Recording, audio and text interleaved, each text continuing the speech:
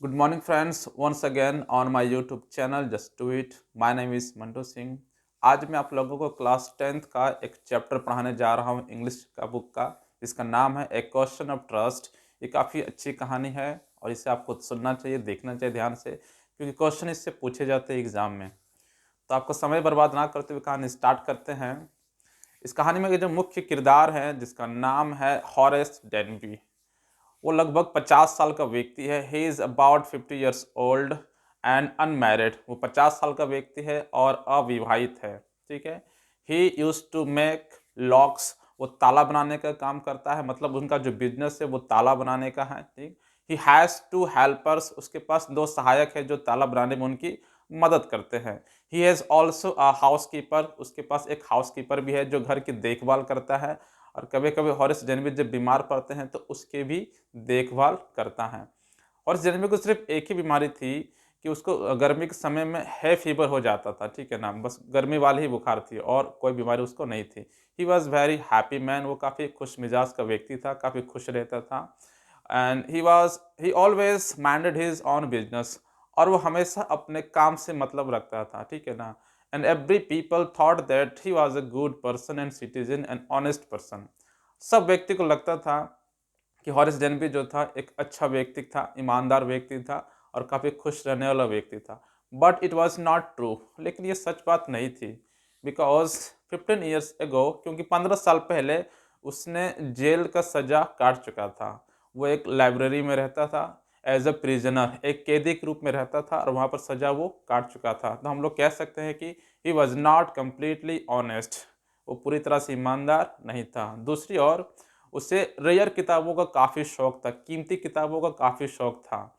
वो किताबें जो आसानी से मार्केट में उपलब्ध नहीं होती थी, उन किताबों को ये काफ़ी शौकीन था। और उन किताबों को खरीदने के लिए ही इसने हमेशा चोरी करना स्टार्ट कर दिया। ये साल में मात्र एक ही चोरी करता था और वो तिजोरी ही लूटता था, इसके अलावा कुछ नहीं। तो साल में एक चोरी करता और इतना चोरी कर लेता जिससे उसके बाद उसको 1 साल तक चोरी करने की आवश्यकता नहीं होती थी। So this year also he is making a plan that, इस साल भी वो प्लान कर रहा था कि वो चोरी करेगा। इस बार जहाँ वो चोरी करने का प्लान बना रहा है, उस जगह का नाम, उस गली का नाम है शॉटोवर ग्रांज। इसी गली में वो चोरी करने वाला है, शॉटोवर ग्रांज में। तो चोरी करने से पहले he makes a lot of plans. वो बहुत सारे प्लान बनाता है, जैसे कि वो गली कहाँ पर है, मोहल्ला कहाँ पर है, उसके कितने रास्ते भागने के, उस घर में कितने मेंबर रहते हैं, कोई जानवर रहता है, सब कुछ उसके बारे में पता करता है। जिस घर में वो लूटने वाला है, चोरी करने वाला है, उसके बाद वो चोरी करने जाता है। ठीक है ना। तो देखिए वो क्या क्या पता कर रखता है कि उस घर में कितने मेंबर हैं, कोई नौकर चाकर है कि नहीं, और कोई है भी तो वो लोग बाहर अंदर कब जाते हैं। ये सारे चीज़ पता करने के बाद वो प्लान करता है चोरी करने का।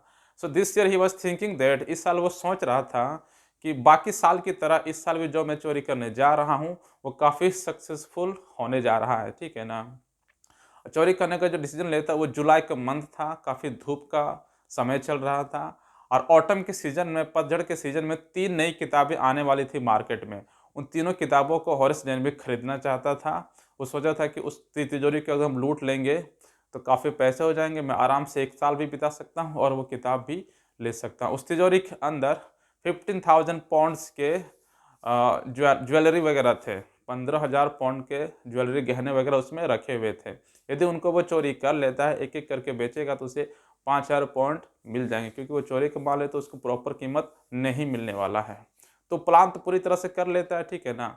There are 2 servants in the home. उसके घर में 2 नौकर थे। उनके जो रियल मालिक थे, वे लोग लंदन चले गए थे, जो मालिक थे। ठीक है ना। सिर्फ़ 2 नौकर रहते थे और उसके घर में एक कुत्ता रहता था जिसका नाम था शेरी।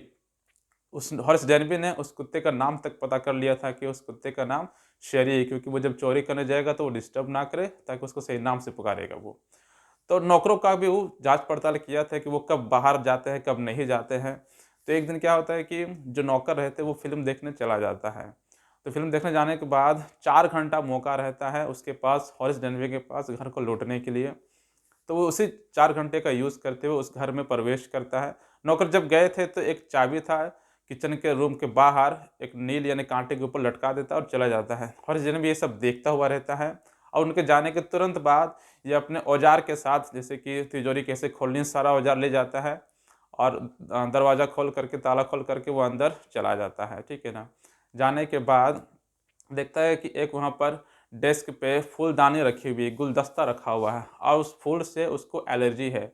उसका जब-जब सुगंध उसके नाक में आता है, वो काफ़ी डिस्टर्ब करता है और ज़ेनबी छींक पड़ता है, ठीक है ना। तो घर में घुसने के बाद वहाँ पे एक चार्ट पेपर मिलता है। एक पेपर है जिसमें नक्शा बनाया हुआ है कि जिस तिजोरी को वो लूटना चाहता है, वो तिजोरी है कहाँ? उसमें लिखा हुआ था कि एक ड्राइंग रूम है और उस ड्राइंग रूम में एक घटिया-सी पेंटिंग है, उसके ठीक पीछे तिजोरी छुपी हुई है, ठीक है ना। तो उसको पढ़ के ये सोचता है कि कितने बेवकूफ़ लोग हैं ये लोग, अमीर लोग, अपना नक्शा यहीं पर छोड़ देते हैं ऐसे ही, ठीक है ना। जब वो चोरी करने जाता है उस रूम में, तो कुछ समय के लिए वो सोचता है कि क्यों ना हम किताबों के बजाय पेंटिंग की चोरी करें, पेंटिंग चोरी कर, क्योंकि देखने में उसको अच्छा लगता है पेंटिंग सब। लेकिन फिर सोचता है कि नहीं, पेंटिंग क्या होगा, ज़्यादा जगह लेगा रूम में, किताबें ही ठीक है क्योंकि किताबें कम जगह घेरती हैं। उसके बाद वो चोरी करने का प्लान कर ही रहा था कि अचानक उसे फिर छींक आती है, ठीक है ना। छींक आने से वो सोच रहा है कि डिस्टर्ब कर रहा है बार-बार ये फूल, तो रुमाल निकाल करके वो अपने मुँह पे बाँध लेता है ताकि उसका जो सुगंध उसके नाकों तक ना पहुँचे। वो चोरी करने ही वाला रहता है अभी, ठीक है ना। शेरी भी उसको वहाँ मिलता है, लेकिन वो थोड़ा बहुत हल्ला करता है, लेकिन उसको सही नाम से पुकारने के बाद वो शांत हो जाता है, ठीक है। और वो चोरी करने का प्लान कर ही रहा था कि अचानक फिर से छींकता है, तो उसको आवाज़ आता है एक लेडी का, क्या ये है फ़ीवर है या कोई ज़ुकाम है? वो बिना समझे कि कौन पूछा कौन नहीं पूछा, वो बोल देता है कि है फ़ीवर, यानी कि गर्मी का बुखार है, ठीक है ना। अब अचानक समझ पड़ जाता है कि ये कौन पूछा, वो लगातार क्वेश्चन पूछे जा रही थी कि तुम यहाँ क्या कर रहे हो?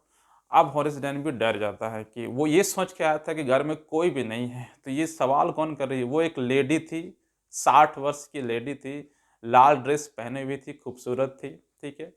तो वो सवाल करती है। अब हॉरिस डैन भी थोड़ा बहुत डरने लगता है कि ये कौन आ गया? उसको लगा कि वो रियल मालकिन है, क्योंकि वो जिस तरीके से पूछ रही थी, एक मालकिन की तरह ही लग रही थी। हॉरिस डैन को लगा कि अब यहाँ से तो मैं भाग नहीं सकता हूँ, ऐसा करता हूँ कि इसको मन के जीतने की कोशिश करता हूँ, ताकि हमको यहाँ से जाने दे, ये कुछ करे नहीं।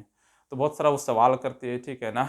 तो वो लेडी बोलती है कि मैंने सोचा नहीं था कि मैं घर से कुछ दिन बाहर रहूँगी तो यहाँ कोई सेंधमार मिल जाएगा, यानी कि कोई चोर वगैरह मिल जाएगा। अब आज हमको पार्टी में जाना है, इसलिए मैं यहाँ आई थी, हमको ज्वेलरी वगैरह चाहिए था पहनने के लिए। और हॉरिस डैनी भी डरा हुआ था, वो सोच रहा था कि इसको खुश करे, इसको प्रसन्न करे, अच्छी-अच्छी बातें करे ताकि ये हमको यहाँ से जाने दे, ठीक है ना? लेकिन उस लेडी का प्लान ऐसा बिल्कुल नहीं था, क्योंकि वो भी एक चोरनी थी, लेकिन हॉरिस डैनी को ये बात नहीं पता था कि वो भी एक चोर थी, ठीक है ना? लेकिन उसको लगा कि वो घर की मालकिन है, तो वो जो भी कहती है वो करता है। तो पहली बात तो वो उसको बातों में आ गई थी कि वो मालकिन है, ठीक है? तो वो सिगरेट पीना चाहती है। कौन? मालकिन घर की, जो मालकिन एक्चुअल में नहीं है। और ये क्या करता है, दस्ताना पहने हुए था, क्योंकि ये जब भी चोरी करता है फिंगरप्रिंट ना छूट जाए, तो इसके लिए वो दस्ताने पहना करता है। लेकिन वो लाइटर जलाने के चक्कर में, उसको खुश करने के चक्कर में उस दस्ताने को उतार देता है हाथ से और लाइटर जलाता है हाथों से और सिगरेट जला देता है उस महिला की, ठीक है ना। और दोनों में थोड़ी बहुत बातें होती है कि उस महिला बोलती है कि मैं तुम्हें यहाँ एक शर्त पे जाने दूँगी। वो शर्त ये है कि तिजोरी में कुछ ज्वेलरी है, गहने, आज हमको पार्टी में पहनना है, तो वो निकाल के दे दो। तो हर्ष जैन भी कहता है कि मैं समझ गया, आप इस तिजोरी का कोड भूल गए हैं और आप चाहते हैं कि मैं इसे खोल दूँ। तो बोलते बिल्कुल सही, आप इसकी चिंता मत कीजिए, मैं 1 ही घंटे के इस तिजोरी को खोल दूँगा। लेकिन हो सकता है कि तिजोरी तोड़ना पड़े। बोलता कोई दिक्कत नहीं, मेरे पास अभी 1 महीना है, मेरे हस्बैंड बाहर गए हुए हैं, तो इसको तोड़ भी दोगे तो मैं 1 महीने के अंदर इसको रिपेयर करवा दूँगी। अब वो ठीक अपने औज़ार जो लाया था, उससे वो खोलने लगता है। उस इस तिजोरी में जितने पैसे रहते हैं, वो सारे निकाल लेते हैं और उसको वो दे देता है। जो भी रहता है, ज्वेलरी रहता है, पैसा उसको टोटल दे देता है, ठीक है ना? ऐसा करने से क्या होता है, उसका जितना भी फिंगरप्रिंट है, वो पूरा घर में छूट जाता है।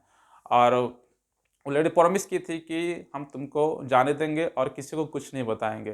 तो वो जो लेडी थी, वो पैसा या ज्वेलरी जो भी था वो लेकर के चला गया, ठीक है ना? और ये चोर भी वहाँ से आ गया, चोर को लगा कि हम भी सेफ हो गए, बच गए, और उसको बोला था कि और जन्मी कि इसके बाद मैं कभी चोरी नहीं करूँगा। उस महिला ने भी प्रॉमिस किया था, कि मैं किसी को कभी कुछ नहीं बताऊँगी। तो वो जाने के बाद 2 दिन बीत चुके थे, ठीक है ना? घटना हो चुकी थी, 2 दिन बीत चुके थे और इस जन भी सोच रहा था कि काश उस दिन हम चोरी में सक्सेसफुल हो जाते तो कितना अच्छा होता। वो महिला कहाँ से आ गई, मालकिन कहाँ से आ गई, वो सब ले गया, ठीक है ना? और तीसरे दिन ही दोपहर होते-होते पुलिस आती है और उसको गिरफ्तार कर लेती है और इस डेनबी को कि तुमने वहाँ पर चोरी करने का प्रयास किया था, वहाँ से सोने वगैरह गायब है, तुम्हारे फिंगरप्रिंट्स मिले हैं। और इस डेनबी बताने का प्रयास करता है कि वो चोरी मैंने नहीं, उस घर के जो मालकिन थे उसी ने मुझे ऐसे करने को कहा। लेकिन किसी ने भी उसके बातों पे भरोसा नहीं किया, ठीक है ना, कोई भरोसा नहीं किया, क्योंकि ये कोई बिलीव करने वाला बात ही नहीं था। क्योंकि मालकिन तो वहाँ थी नहीं एक्चुअल में, वो तो कोई और ही थी, वो खुद एक चोर थी।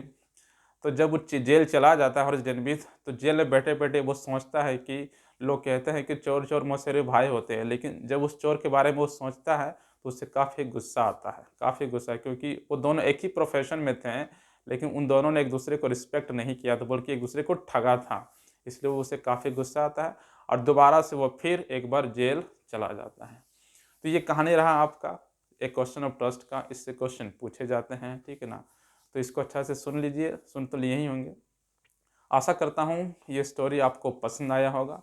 यदि ये स्टोरी आपको सही में पसंद आया है, तो please subscribe my channel and hit the bell icon, ताकि मेरे आने वाले वीडियोस आपको तुरंत ही मिल जाए, जल्दी ही मिल जाए।